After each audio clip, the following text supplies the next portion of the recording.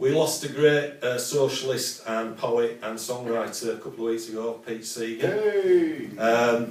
If you're young and you listen to Bruce Springsteen or you listen to Bob Dylan or Leonard Cohen, you'll hear Pete Seeger.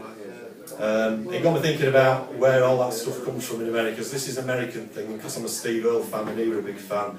I've sort of built it around that mythos about this spirit that roams America. It's called the Walkin Man. Serendipity Spangle was a walking man, of that there is no doubt.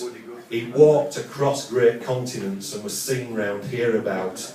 With his low-slung jeans and guitar, he had no need for fancy suits. He just roamed the great blue yonder in his worn-down cowboy boots. Those who were there at his birth cross their hearts and tell no lies. They say he came into this world singing and walked straight from his mama's thighs. Out into the Dust Bowl road out there, where he promptly disappeared into the heart of America and was folk and country reared. He walked the fields of Gettysburg, dried the tears of the crying. He strolled the trenches of the Somme and comforted the dying. He raised the flag at Iwo Jima, hung his head at Nagasaki, stirred the spirit in Vietnam. His heart is red and khaki. He's been around a long, long time, and many times he's died, but he walks into the valley of the shadow of death and comes out the other side with a pale horse trailing behind him, riderless and out of breath. Serendipity Spangle always wins the wrestle with death. For the poor, the weak, the hopeless, he will pacify the soul, the depressed, the hurt, the dispossessed, chew it up and swallow it whole. With his raging songs of freedom, you will hear the old folk talk of the time that Serendipity Spangle stopped by on his long walk. You hear his footsteps echoing along these highways of dust when Bob or Bruce or Pete Seeger ask you to place your trust in poetry and a guitar and a minstrel of the road. Serendipity Spangle will help you carry your heavy load.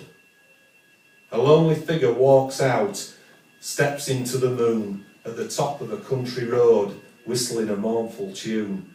When the sun rises tomorrow, his footsteps will have blown away on a warm and soothing prairie breeze, walking into another day.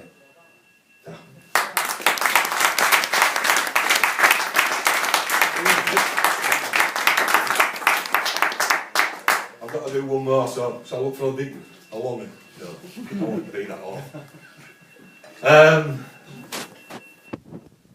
This tale passed down to me from my mum. I never met my granddad, but he fought in the First World War, and this tale passed down generation to generation. I'm not sure how much you believe it or how much they believed it, but I think it says more about the conditions that they had to live with than it does about the tale behind it. It's called The Angel of Mons. Perhaps it was the heartbeat of the guns thumping in a cacophonic rage, or the secret sly scurry of the rats that banished sleep those first nights at the front. For when I marched, the sky became a wall. The moonlight through the dust made me believe I saw some great cathedral in the gloom, with windows of stained glass cast from the stars. We lay upon the slick and oozing wounds, etched deep into the body of the land, for so long that the earth began to draw us back towards its decayed tombstone teeth. Oh, for the archers fresh from Agincourt to cloud the skies with arrows quilled with hope. Alas, poor Machen's bowmen stayed at home, safe in soft sheets of the evening news. I prayed and drowned beneath the tide of blood, just as all faith began to ebb away.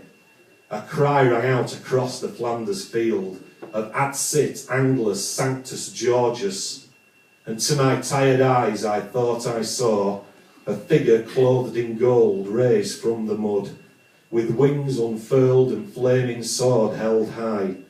This angel led us from the hell of Mons. Thanks. As Jeff said, I've got a book in the CD. which I'll do for a tenner for the two, and everyone I sell, I will donate £2 to the cause. Thank you.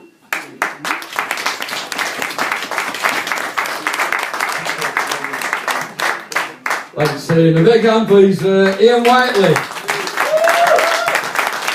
Thanks very much. I've got Ian's book, well worth a read, and he's put a lot of poetry to music, so just got to listen to that, and so I'm sure it's good stuff. Some brilliant poems there, mate. Thanks very much indeed. Hope you all enjoyed that. What we're going to do now, we're going to